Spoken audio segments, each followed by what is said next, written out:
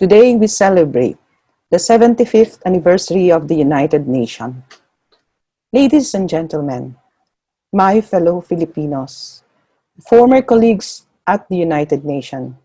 Indeed, the UN has gone a long way, building peace, improving the life of the less privileged, bringing food where others have not dared to set foot, saving lives, caring for our environment, empowering women, and fighting corruption. I cannot underestimate the contribution of the United Nations in resolving global concerns such as famine, disasters, resolution of conflict, and others.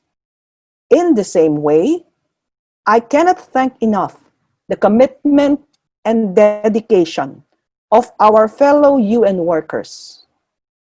Yours truly have been given the chance, no matter how brief, to share, work for the common vision of ensuring accountability. Allow me then to humbly walk you through.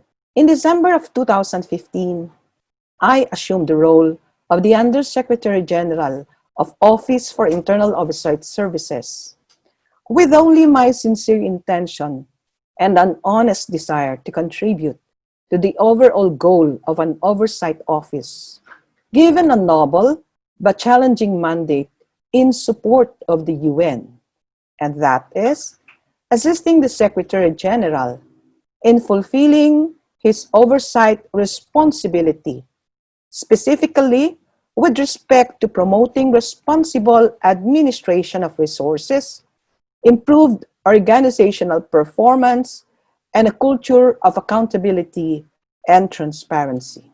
I came in the midst of a knowing leadership vacuum and a deep history of internal conflict, with the office tasked to assist the Secretary-General in overseeing very important functions such as accountability in the use of resources of the entire United Nations Secretariat.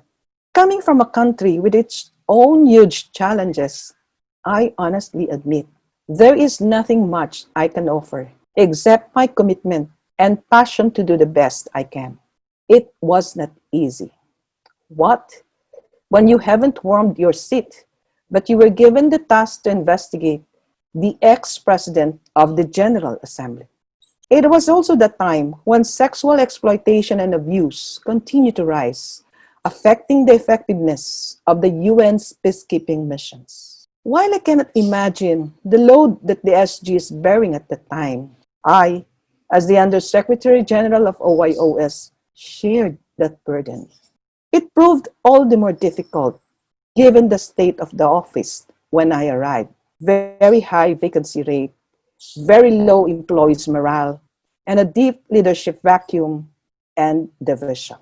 Today, I can say that from those daunting challenges were born the many opportunities for the office to regain its lost glory and reclaim its position in a community of oversight agencies. While we are crafting the lessons learned from this experience, on a parallel effort, we started engaging on new initiatives such as forensic interviewing of children, developing uniform guidelines for investigating SEA, all of which are in sync with the new approach and priorities of the current Secretary-General. In July of 2018, before I took my medical leave, I was informed of the FBI indictment of those involved in the cases.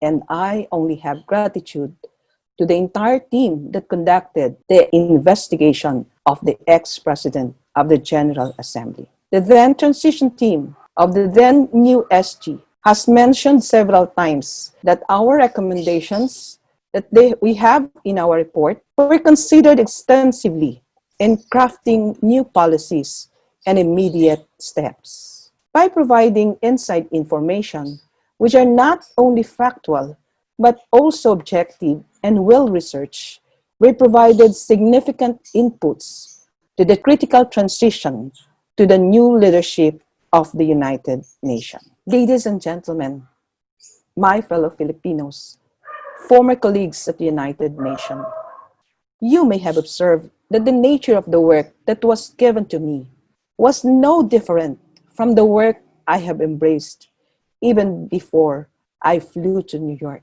pursuing accountability. Ang sabi nga po nila, ang paglaban sa korupsyon ay maiihan tulad sa pagiging ina. Walang karapatang mapagod at magpahinga. To many, accountability is the center of democracy.